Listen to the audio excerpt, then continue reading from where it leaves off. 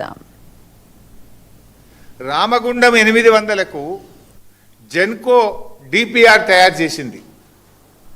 జెన్కో డిపిఆర్లో 10,800 కోట్లు ఖర్చు అవుతుందని డిపిఆర్ను ప్రభుత్వానికి సమర్పించింది. నిజమా అబద్ధమా? సూటిగా సమాధానం చెప్పు. 10,800 కోట్లతో జెన్కో డిపిఆర్ ఇచ్చింది, నిజమా కాదా? 800 మెగావాట్లకు 10,800 కోట్లంటే 1 మెగావాట్కు 13,62,00,000 రూపాయలు ఖర్చు అవుతుంది. ఇది స్టార్టింగ్, అయిపోయే వరకు అది 16-17 కోట్లు అవుతుంది. 13,62,00,000 రూపాయలు 1 మెగావాట్కు ఖర్చు అవుతుంది. 1 యూనిట్ విద్యుత్ ఉత్పత్తి చేయడానికి ₹7.70 అవుతుందని చెప్పి లెక్క తేల్చింది జెన్కో. ₹7.70 per unit. మరి 10,880 కోట్లు కాస్త ఏమవుతుంది? పూర్తయ్యే వరకు 15,000 కోట్లు అవుతుంది. ఈ 15,000 కోట్లలో 25% జెన్కో రాష్ట్ర ప్రభుత్వం డబ్బులు పెట్టాలి, 75% అప్పులు తేవాలి. 15,000 కోట్లు ఒక రామగుండంకు, ఇంకో 15,000 పాల్వంచకు, ఇంకో 15,000 మక్తల్కు, 45,000 అవుతుందా? నేనేమంటున్నా, అరే రూపాయి పెట్టుబడి లేదు, రూపాయి అప్పు అవసరం లేదు, మిత్తి మీద పడేది లేదు, వాళ్ళు కట్నీళ్ళు పెట్టెపోయోలే 2,400 మెగావాట్ల కరెంటు మన తెలంగాణలోనే పెట్టి మనకు సప్లై చేస్తామంటే ఎందుకు వద్దన్నావు? అయినా వాళ్ళు చెప్పిన ధర ఎంత? ₹4.12. నువ్వు మీ రాష్ట్ర ప్రభుత్వము జెన్కో రామగుండంలో భూమి ఉన్నది, అన్నీ ఉన్నాక కూడా ఎంతకు తయారైద్ది అన్నాడు ఒక యూనిటు? ₹7.70. అంటే దాదాపు ₹3 ఎక్కువ ఒక యూనిట్కు, ఇంకా ₹3.40 ఎక్కువ. సరే ₹3 అనుకో. 7.70 వర్సెస్ 4.12. 4.12కి ఎన్టీపీసీ ఇచ్చింది, నువ్వు తీసుకున్నావు 800, ఇంకా 1,600 నువ్వు వద్దన్నావు. ఆ 1,600 వాళ్ళని వద్దని నువ్వు సొంతం పెడతా అంటున్నావు. ఎందుకు? కమిషన్ల కోసం. సొంతం పెడితే ఎంతకు తయారవుతుంది కరెంటు? ₹7.70 తయారవుతుంది.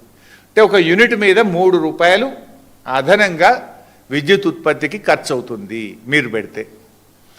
ఒక రోజుకు 3 కోట్ల యూనిట్ల విద్యుత్ ఉత్పత్తి, 800 మెగావాట్లు అంటే దట్ ఈజ్ ఈక్వలెంట్ టు 3 కోట్ల యూనిట్ల కరెంటు. 3 కోట్లు ఇంటూ ₹3 అంటే ఎంత?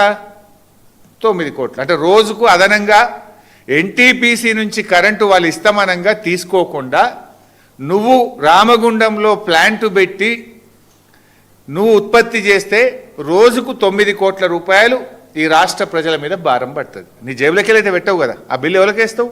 ఆ కరెంటు బిల్లు ప్రజల మీద వేస్తావు. రోజుకు 9 కోట్లు. సరే సంవత్సరానికి ఎంత అవుతుంది 9 కోట్లు అంటే? రోజుకు 9 కోట్ల చొప్పున సంవత్సరానికి 3,285 కోట్లు ఖర్చు అవుతుంది. ఏ పవర్ ప్లాంట్ అయినా అగ్రిమెంటు 25 ఏళ్ళు 25 ఇయర్స్కి ఉంటుంది.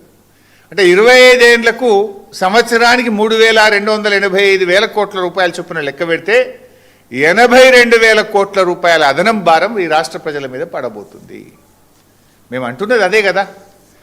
ఇప్పుడు నీ కమిషన్ల కోసమో, నీ 30%కో, నీ 40% కోసం ఈ రాష్ట్ర ప్రజల మీద 82,000 కోట్ల రూపాయల భారం ఎందుకు వేస్తున్నావు మిస్టర్ బట్టి విక్రమార్క అని సూటిగా అడుగుతా ఉన్నా. ₹4.12 ఎన్టీపీసీ ఇస్తుండగా నువ్వు ప్లాంట్ కట్టి ₹7.70 ఎందుకు విద్యుత్ ఉత్పత్తి చేస్తున్నావు? ఒక దిక్కు పైసలు లేవు, అప్పుల కోసం పోతే చెప్పులు ఎత్తుకపోయినట్లక చూస్తున్నాడు అంటాడు నీ ముఖ్యమంత్రి. అరే మా తులం బంగారం ఏమైపోయాయి, అవ్వతాతలకు 4,000 పింఛన్ ఏమైపోయాయి, అక్క చెల్లెలకు మహాలక్ష్మి ఏమైపోయాయి అంటే పైసలు లేవు అంటావు. మరి ఇప్పుడు ఈ ప్లాంట్లు 3 కట్టాలంటే నువ్వు 25% పెట్టాలి కదా. 10-15 వేల కోట్లు ఏడికెళ్ళి తెస్తావు? అప్పులు ఏడికెళ్ళి తెస్తావు? మిత్తిలు ఏడికెళ్ళి కడతావు? అప్పు లేదు, అసలు లేదు, మిత్తి లేదు, ఏది లేకుండా సగం ధరకు ఎన్టీపీసీ ఇస్తామంటే ఎందుకు వద్దంటున్నావు అని నేను సూటిగా అడుగుతున్నా. ఎందుకు వద్దంటున్నావు అంటే నీ 30% కమిషన్ రాదు.